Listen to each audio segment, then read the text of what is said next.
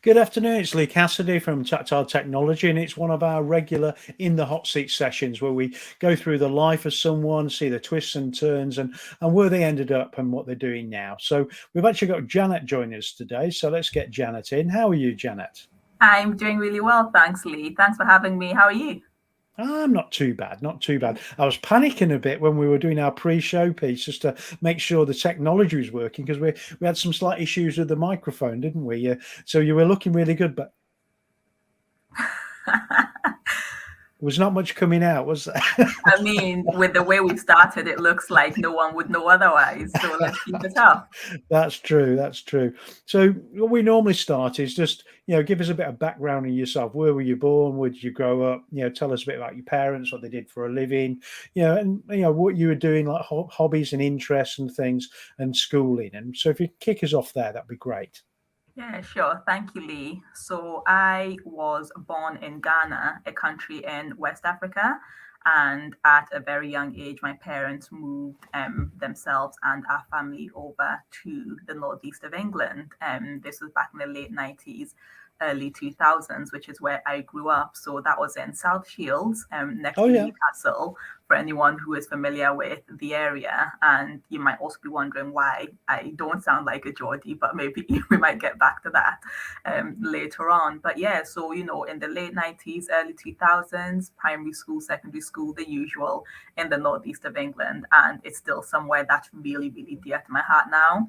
And it's one of So those so what things. were you doing at secondary school? What were your key interests in education? Yeah, so French was actually something that I absolutely loved. And in addition to that, I wanted to be a flight attendant. So I thought having languages would be a bonus. Sport, I loved doing sport and I really enjoyed it. And history as well actually were the main things that I was, really interested in. So sport, history, and French with the languages, which is what I ended up going on to do at sixth form as well after that. So yeah, I was assistant head girl in secondary school, which is one of the biggest Oh, claims to fame that I will always tell everyone. And I'm still did you proud have a of that badge? to this day. I had a badge, I had a blazer, just a special outfit that we have. It wasn't just a prefect, it was, the next level up. Oh, that's it. That's it. So, you had this aspiration to be a air hostess. Did you ever do that?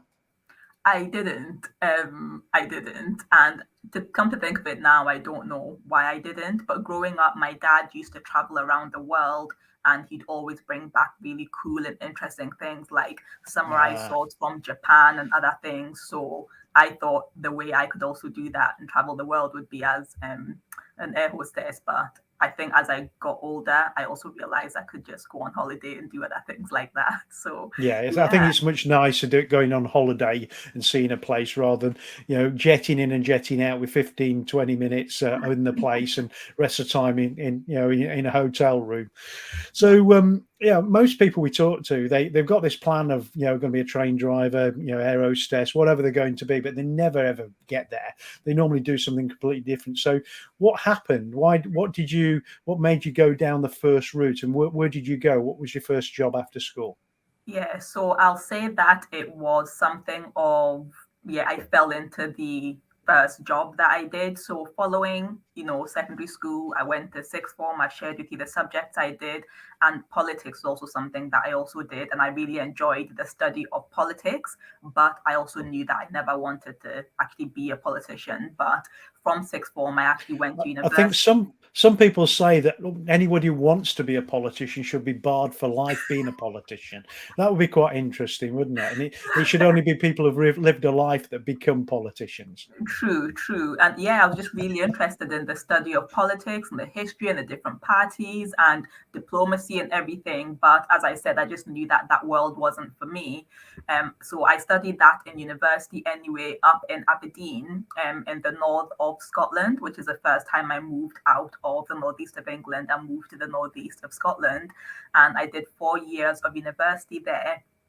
Doing the standard, being involved in societies. I didn't do lots of drinking and stuff just because, like, I'm a sleepy drinker, so I was always getting kicked out of club for being too drunk when actually I was just tired and sleeping. I wanted to be back in my bed, Yeah. so yeah. And after university, I being in the being in Aberdeen, which is heavily oil and gas industry focused, I got my first graduate role actually in the oil and gas industry as a project manager, and that's how I started out my career.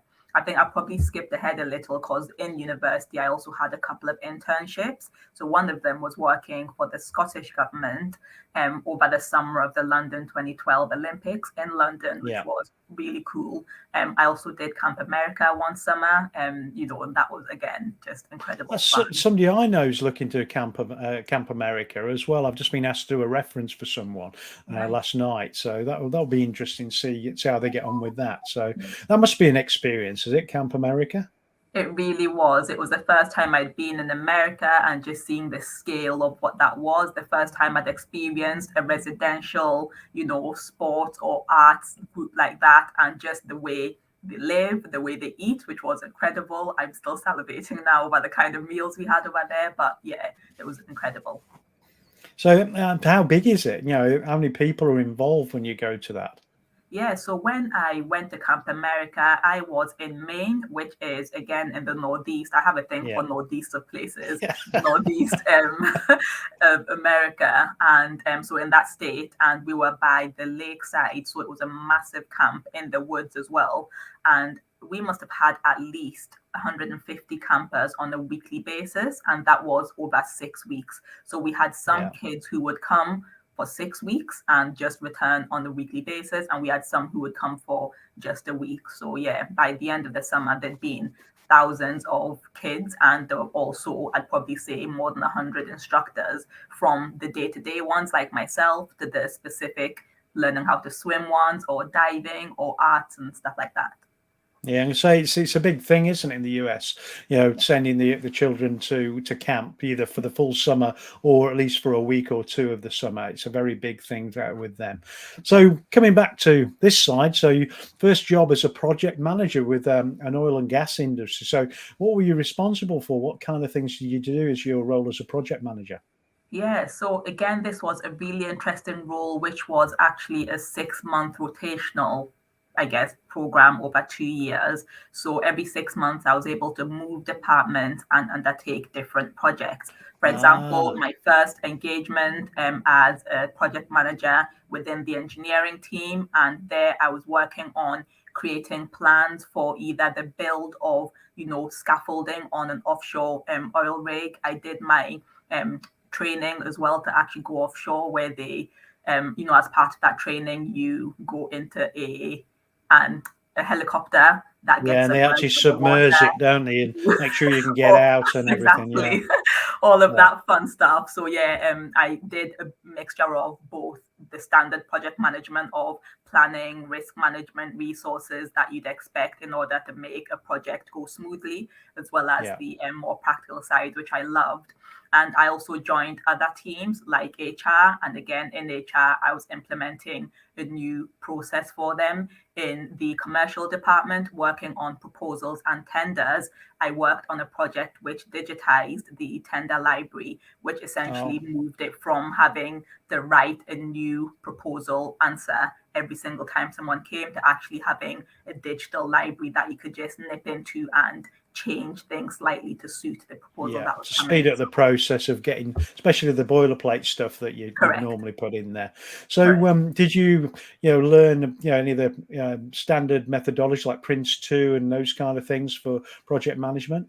Definitely. That was actually back in 2013 or 2014 now that I did my first project management training and qualification. And it was actually with the APM, the Association of Project Managers. So I did their foundation and the professional qualification all in 1 week, which was intense, but thankfully I passed first time round. And Okay, so you spent 2 years there, was it? You said it was a rotational thing for 2 years. Exactly. So what happened next after that 2 years? So after that 2 years, I was gearing up to get a full-time non-graduate role in that organization. There was also a period of time where the oil and gas industry, both in Aberdeen and the UK, but I think globally, was hit quite strongly. And there were a lot of layoffs, unfortunately, redundancies and other things like that. Now, I believe that in the role I was in, whilst no one is completely safe. I wasn't yet, let go, but I just wanted to future proof myself a little more. So as a result, I decided to finish off the program and move on to a different role outside of the industry, and actually outside of Aberdeen as well, which is when I moved from Aberdeen down to Edinburgh, and that's where I've been ever since. And I've totally missed So you're a Southern Scottish person now, then? I mean, and maybe that's why I haven't been all that comfortable where I am, because it's not in the north, it's not in the east, and So Edinburgh's a beautiful city, though, it really is, and a lovely area around there. So what have you been doing in that space then? So in Edinburgh, you say you stayed there ever since. So what were the roles have you had?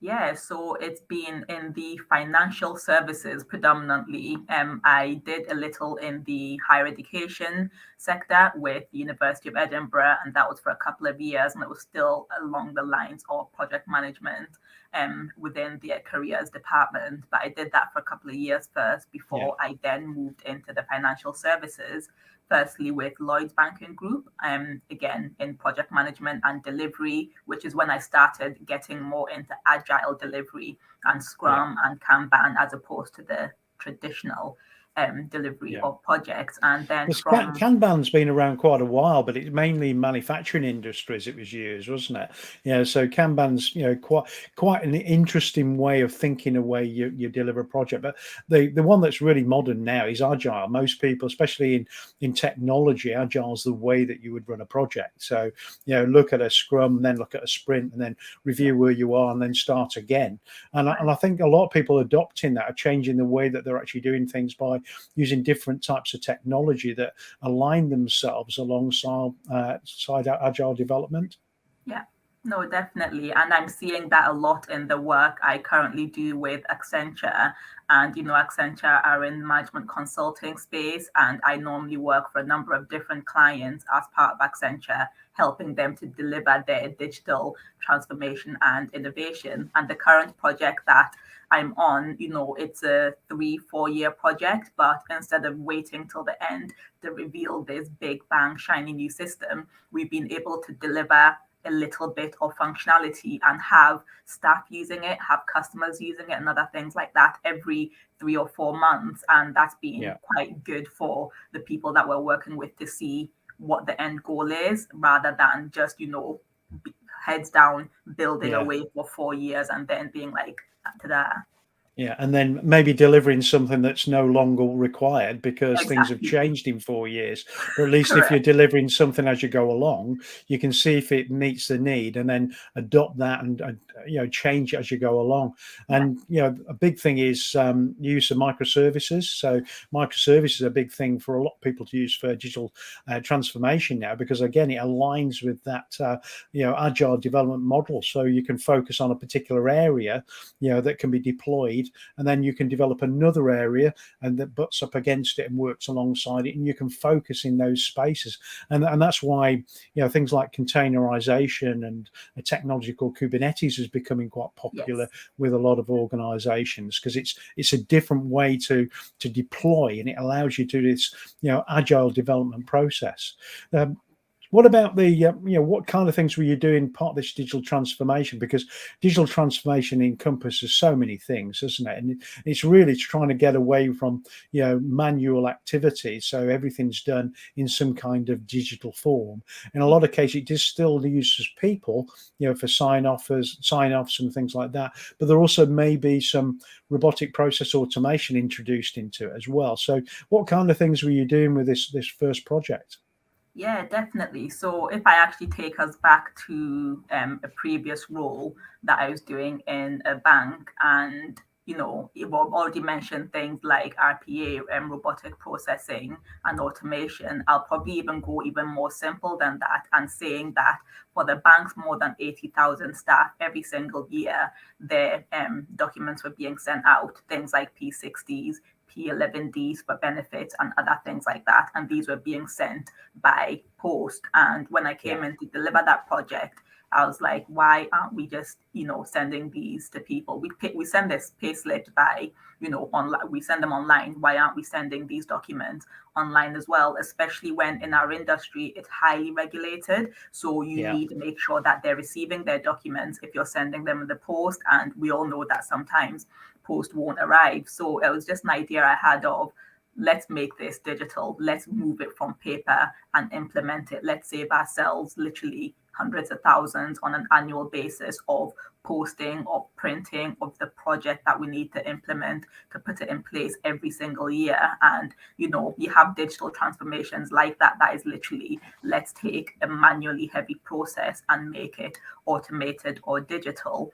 Or you'll have the other side of things, which, something might already be digital, for example, but you're actually refining it. So as you shared earlier on, these days, technology moves so quickly that if you implemented a shiny new system, 6, 7 years ago, it might now already be out of date if you're not keeping up with the changes that you need to be making. So again, some of the changes that I've been involved in is looking at companies' technology stack and the system they use and just ensuring that it's still fit for purpose now. And if it's not, working out and implementing how to get it to the place it needs to be.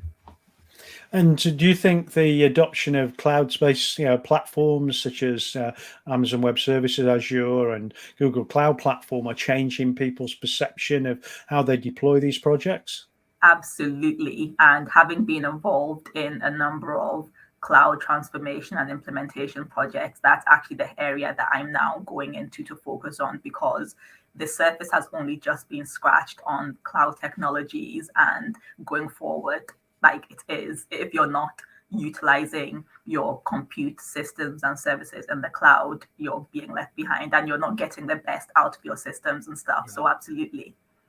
Yeah, and I think as well, there's going to be this mix where people use a hybrid environment where some of the infrastructure is local because you want it to keep it secure. You want Yes. maybe a certain level of performance out of it, so higher performance. But then, a lot of your infrastructure sat in public cloud because it gives you that ability to scale, the ability to create very high available environments as well across multiple sites without having to consider the physical hardware that you're utilizing. So some real advantages, but again, the business has got to think how they actually structure that and how they the strategy going forward, because it's not a one size fits all piece, is it? It's got to be right for the project and right for the business. Absolutely. And you will have some organizations that work in a highly regulated industry, be that healthcare or maybe even be that financial services, that, as you said, due to security reasons, will choose to, use that in a different way. But there might be different departments within that same organization that don't have those constraints and can take full advantage of that. Yeah, I think also it brings out some other challenges around security because you've got a much larger attack surface, from a cybersecurity perspective. So again, if you're going down that route and running a project that's actually been delivered with a public cloud platform, you've got to consider that as well. It's not just availability and all the other things we would normally do part of a project. It's thinking how we're going to secure it and secure it effectively. Absolutely. And one of the really interesting parts of the role I do when I start with a client is not just about coming in to deliver a piece of work, but looking at it holistically and potentially getting my other colleagues within Accenture involved, because we have security. And in the past, I've been involved in projects and programs where we've delivered something. And then at the end, we're like, right, let's make this secure, as Yeah. opposed to from the beginning making sure that security and some other elements are baked in and factored into the build, test, and Yeah. approval before we get to the end. And I think especially when you're looking at agile delivered projects, because we now have this development and testing cycle and rolling into production that's quite quick, and a lot of times we need to be able to harden the image, for the infrastructure that's going out, whether that's a container or a virtual machine, before it actually goes out, rather than deploy it and then harden it. You need to have it as part of the process, like you say. It's going to be baked in part of that process, and that wasn't something we thought about in the past. It was actually, post-process to look at security. And I think also you've got this challenge now with different groups of people involved in that security. It used to be just the security team's problem. Now it's actually everybody's problem, because the development teams in DevOps need to understand what we're doing, and that transition into production, by the ops teams need to understand how to do it as well. And again, depending on what technology you're utilizing, there are different ways that you can secure it. So it's a challenging environment, isn't it? Absolutely. And I'm actually glad you even mentioned DevOps, because I first got into and learned about, DevOps probably about 5-6 years ago. And very quickly it moved from being DevOps to being DevSecOps, and Yes. putting security in the center of that. That's it. Yeah, because some people had it separated, like DevOps and SecOps, but it really is DevSecOps, because the way you do it, you're starting in development, then you're moving to look at the security aspect, then you're moving into operations. Is how you actually do it, isn't it? And it's quite important to do that. And it's quite interesting how security is changing as well, because the old days we used to look at it like traditional infrastructure, and we would have this SIEM-based platform. So SIEM was always the way that you looked at it, looking at all the log data coming from the network and all the infrastructure components, and that's how you'd manage it. And you had a team in your SOC, your security operations center, looking at all this information, interpreting it to work out if you were being attacked or not. That's changed quite a lot, and a lot of people are actually building into it, a specific framework like NIST or something similar to that you understand how you're protecting the information.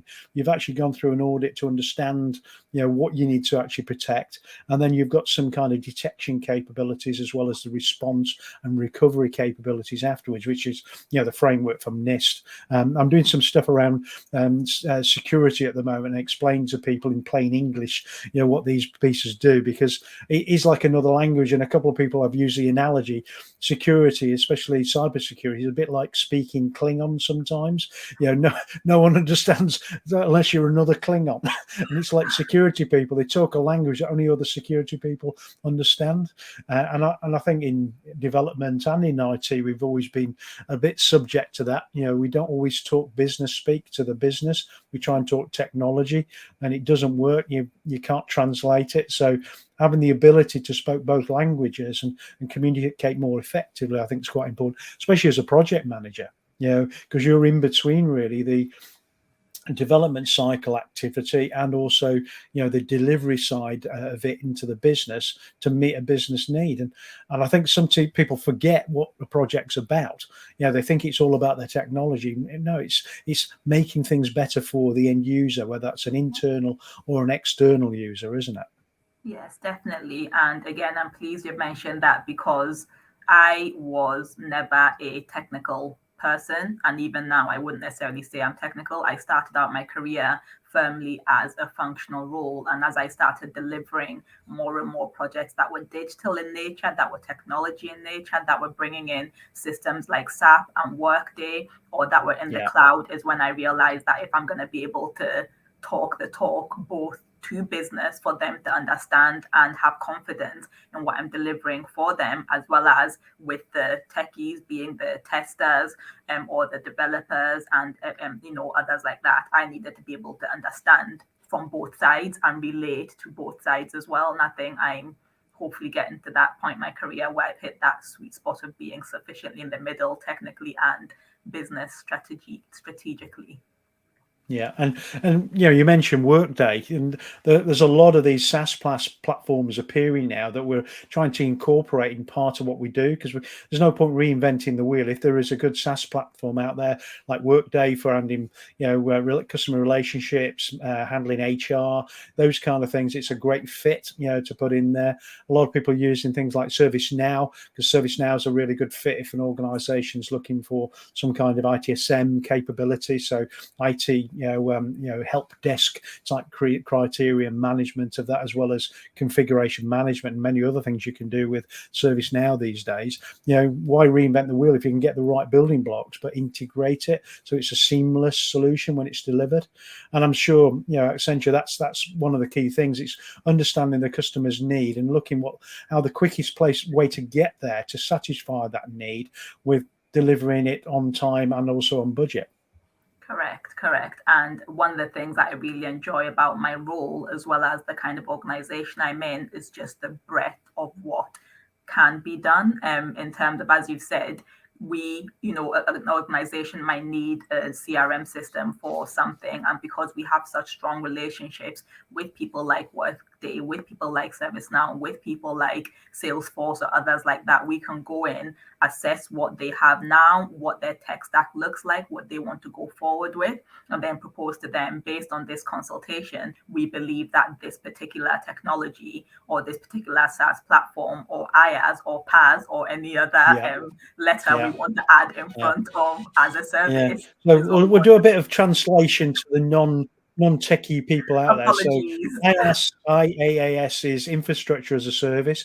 PaaS is platform as a service. So you may want some kind of virtualization platform, so you can actually be delivered a service of VMware, Hyper-V, or something like that. And the same with the infrastructure. If you want infrastructure service, you can deliver the raw infrastructure to be able to run on top of. And so it's changed the way we deliver things nowadays, because you can take these services from all of the public cloud vendors. There's lots of other MSPs out there that offer these type of services. But again, these SaaS platforms like Workday, ServiceNow, Salesforce, and that are really driving forward the development in these platforms. And if you can integrate them to do, say, 80% of the work that you need for your new project, you've only got 20% of development work to do. So it speeds up the process of getting things out there and ready to go. So and also you join in a large community of other people using those same SaaS platforms, again, who are then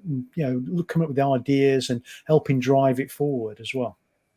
Definitely. And I think that's what we've shifted a lot from, building stuff ourselves from the ground to, as you said, using these various instances as a service for us to be able to utilize them and really, build that community. And from even a mobility perspective, you can then have a developer who's worked in one organization be able to move to the next organization and still utilize those same skills in that particular software, rather than we have our bespoke website that does the same thing everyone else does. I don't. People don't really do that bespoke from scratch development these days. They always look for the majority of it from something they can get off the shelf, and then integrate or develop on top of it, depending on what they're looking for. Because otherwise, it could take you forever. Years gone by, people would spend 6 to 10 years developing a product and then keep it for life, and they end up with someone who's on the payroll still, who's the only person who knows about it. Right. And the trouble is, if they get hit by a bus, that's it. Your stuff, you can't support it going forward. But it's a much better policy to go down this route. So tell us a little bit more about maybe the last couple of years, how it's affected you and have Accenture with the pandemic. Has it changed the way that you work nowadays? Were you always office based before the pandemic? Or did you do work from home? Or has that changed over the last 2 years? Yeah, so for me, it hasn't changed massively, because I did do a fair amount of, I say a fair amount, at least twice a week for many, many years. From about 2015 onwards, I was working from home twice a week or something like that anyway. So for me, it was fairly standard, other than doing it 4 or 5 days a week instead. I think the main thing for me was the fact that I used to do, on the one role that I've actually not shared with you yet on this chat, which is the longest job I've had, which isn't really a job because it's a volunteering role, is with UK Athletics, who I used to volunteer with at their major events on an annual basis, at least 2, 3, 4 sometimes a year, working in their events team. And that role, as I said, is the one consistent role I've had since I was about 18 up until now, and just joining the team and learning more about, event management, about project management as well, about thinking on your feet with an event, especially when things aren't going right, and even communication with a varied, set of people, be that VIPs and execs or athletes and other vendors, I think really set me up well in my career. And then I guess over the last couple of years, that was one of the things that I missed, not being able to get out and be part of those events that were running. So that my working life hasn't changed too drastically, but I think I did miss the team that I work with, and those kind of roles were also quite good for me to just get away from normal life of my day-to-day, tech heavy job, or even from my husband and kids, who I love very much, but can also do with a few. Yeah, it's sometimes nice to escape them anyway, though, isn't it? Exactly. Yeah, my escape is I do air cadets, so Nice. I'm a volunteer with the air cadet. In fact, I run the squadron now. I started doing it last year, but I've done that for the last 12 years, and it's nice to do something that's voluntary that helps other people. I'm looking after 50, 60 of other people's children most of the time. But again, we were impacted because we couldn't get together because of the restrictions, so we were doing lots of our what we'd normally parade twice a week. We were doing them over Teams, which is not the same, but trying to drive engagement and things through it, was a challenge. But we kept a lot of our cadets entertained and there. But a lot of the sporting events, like you were saying, UK athletics, a lot of them were completely cancelled, or if they did go ahead, they went ahead behind closed doors, so there were no spectators hardly at all, or if they did, it was via a lens. So very different world, wasn't it? So how did you get into that then? So how did you start with UK athletics?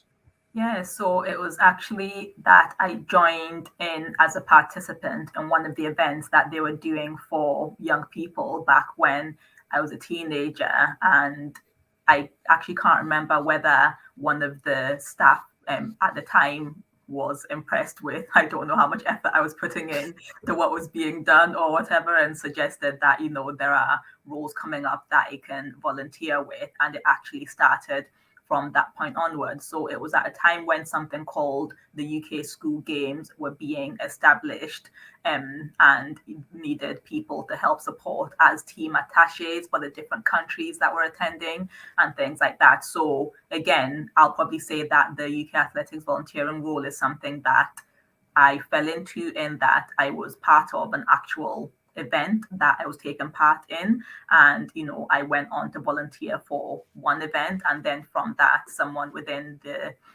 events team, specifically in athlete logistics, said, I like you, I like the way you work, come and join us. And from then on, it was straight in that route every time. Yeah. So what kind of things did you do in that long time, volunteering? So give us some examples. Were you ever dressed up as a mascot or anything like that? So what kind of things did you do? I wish. I always wanted to be one of the mascots, but I also think that you have to have probably height. There are certain height for the mascot. And the costumes, some of them must be heavy as well. Exactly. So that's a thing. So really, really heavy costumes. You had to be a certain height. So unfortunately, I couldn't be a mascot. But whenever I did see the mascot, I always made sure that I said hello and spent a lot of time with them. But no, it was always a very varied role, which is again something I really enjoyed. So I'd either be working sometimes in the athlete hotels, which is where they're staying for the event, and just being on hand to answer any queries they have. Sometimes someone will come and ask me, where's the best restaurant to go around here? Or my kit hasn't arrived from the plane because, it's been delivered somewhere else. Who can I get in touch with to support, that kind of thing? So you were like their concierge, and in there, so they could come out and you could organise where they're going to eat, sort out the luggage, and those kinds of things. I mean, I would say something like that. There were as well other teams that were. So in fact, I was probably more of a signposter than anything else. So I was able to say the travel team are here and they can help you, or that is the room you need to go to. So it was actually just being that central point of information to, as you said, concierge, help them to get where they needed to. So that was quite interesting. There'd be times where we're providing fruits, drinks, other refreshments and stuff like that, and just making it available to the athletes. And I think because it was always it was very global events, you would have people coming from all over the world to come and attend these events. So even things like accompanying them from the hotel to the track to help with training, and just again being on hand if they have any questions or they need ice for an injury or just to cool down, or just that variety of things really. And then I also mentioned communication would be a big piece. We would all come in with the event in mind and we'd plan towards that. But sometimes during the event, things might change. And it was about working with the relevant team to communicate that out to the athletes, to their teams, and ensuring that the message was received well, via various cultures and stuff like that. So yeah, there was a lot happening. There'd be times where it'd be really chill, and there'd be times where you'd be sprinting with like radios flying everywhere and just trying to get information to someone quite quickly. So what would you say the key things that you picked up from that experience over the years? And was it the communications aspect, or was there anything else specifically that you thought this has really helped me with my paid career rather than my volunteer career? Yeah, I'd say stakeholder management is probably one of the biggest things for me from that role. So from a fairly young age, I was exposed to some pretty senior people in their fields, be that the president or the board, even the executive board of directors of the certain event and other things like that, or people who were running their own sports agencies, or maybe even the director within, one of the sports brands that was sponsoring some of the athletes. So from a very young age, from my late teens through to my early 20s, when I'd started work, but I was only seeing an assistant manager, and then I was seeing a manager, then I was seeing a senior manager. From a very early age, I was actually exposed to how to best communicate, how to best influence, how to best support the needs of, senior leaders and executives and stuff like that, from both that level, but all the way down to even the athletes. I say down, it's not a scale, right? But like the athletes themselves who were there to do their job and get moving on to the next one, and even the vendors as well that we were working with. So stakeholder management from a place of being exposed to a wide range of roles and seniority levels, and being able to learn how best to, talk quickly, talk in small words and quite succinct for senior leaders who might not have time to digest everything, or more detail for someone else. So stakeholder management, definitely. A great skill to have.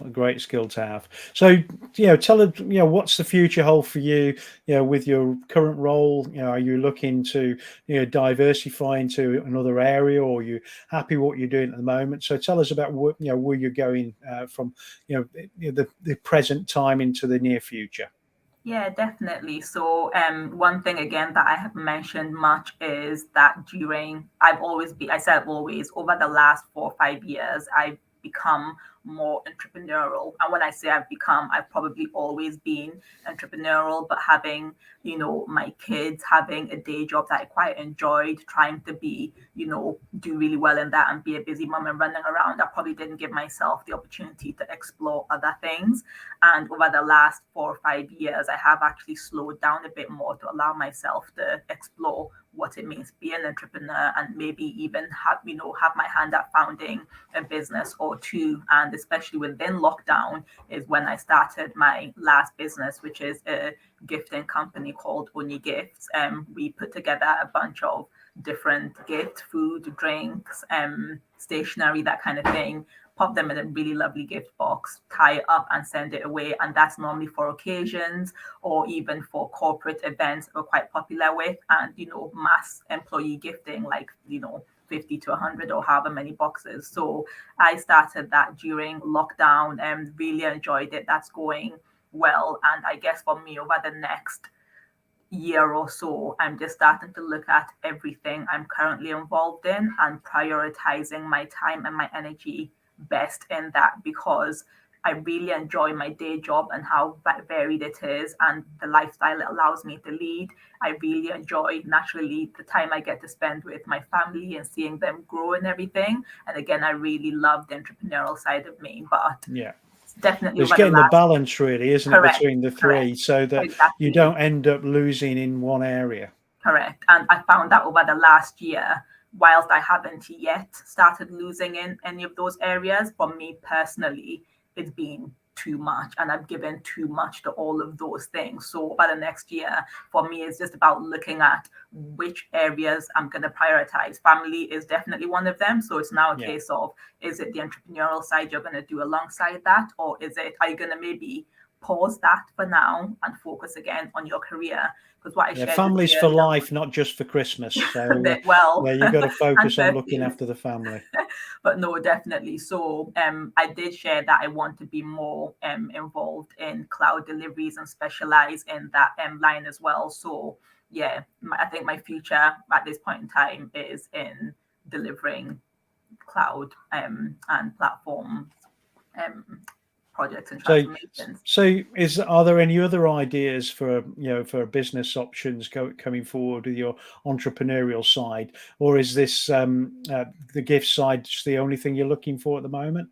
Yeah, so I actually have several that I'd love to actually get running and doing at the same time, but I'm also being quite strict with myself to say, you're not going to take on more than you can. If you're going to open a new business and you're also trying to work, something has to give. So you either close off this gifting business for now, you've had a good run with it, you've enjoyed it, and then you start your new one, or you maybe no longer do your day job and have a couple of businesses on the run. It's I think I'm not shutting myself off to anything, but it's probably more a case of pausing some things, resting, recuperating, and then deciding where I'm going to get the most joy out of.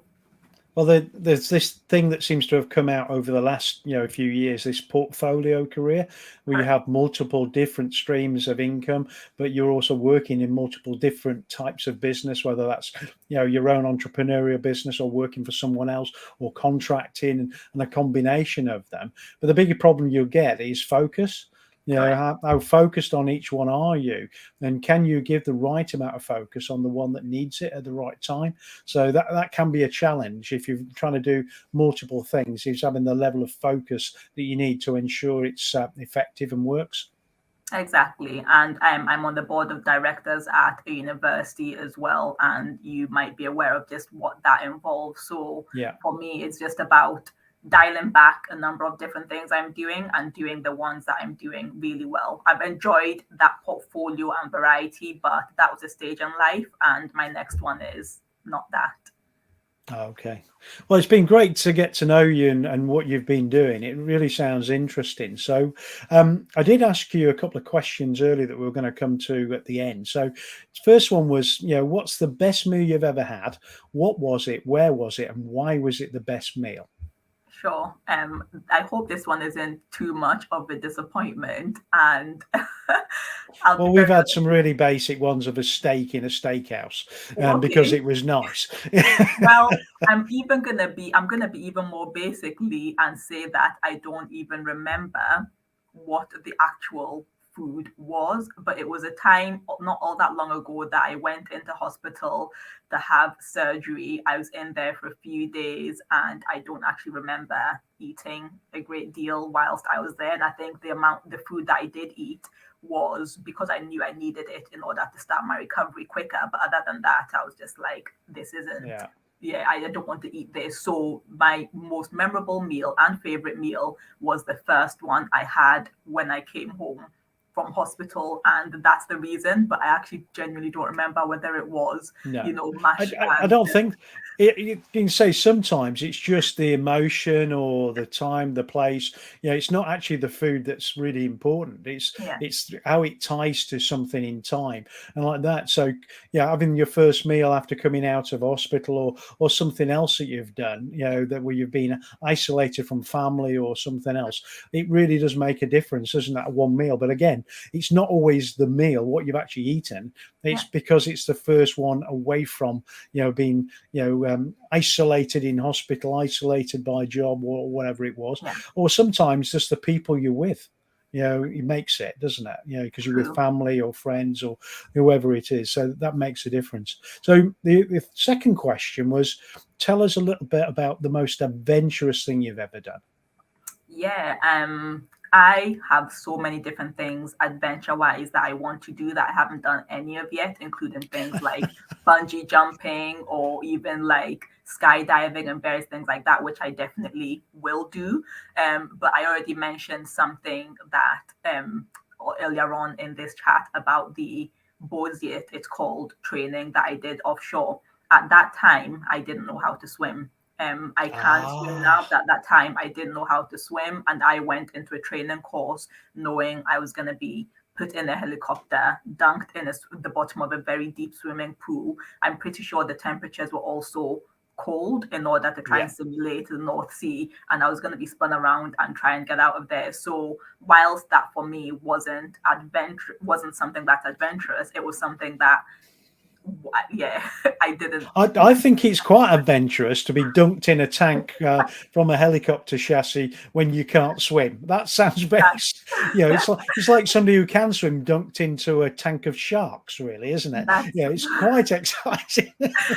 I will be honest though, and I'll tell everyone, I'm pretty sure we had like flotation devices or these things that you wear. So I was never gonna drown or anything. But it was there's no way you're going to expect her to get out. And also you would have had a dry suit on, I would assume. Correct. Yeah. Yeah. So you have a dry suit as well. So, so I'm ex-military, I'm ex-RAF. So we used to always, our air crew would practice dry suits, and we used to call them Mae Wests for a particular reason, for an actress in the past, why they were called a Mae West. But, you used to have your, buoyancy aids to try and get you to the surface as quick as possible if you did come out of the aircraft, and keep you on the surface, because you can't swim forever, especially in the middle of the North Sea. The temperature is so cold.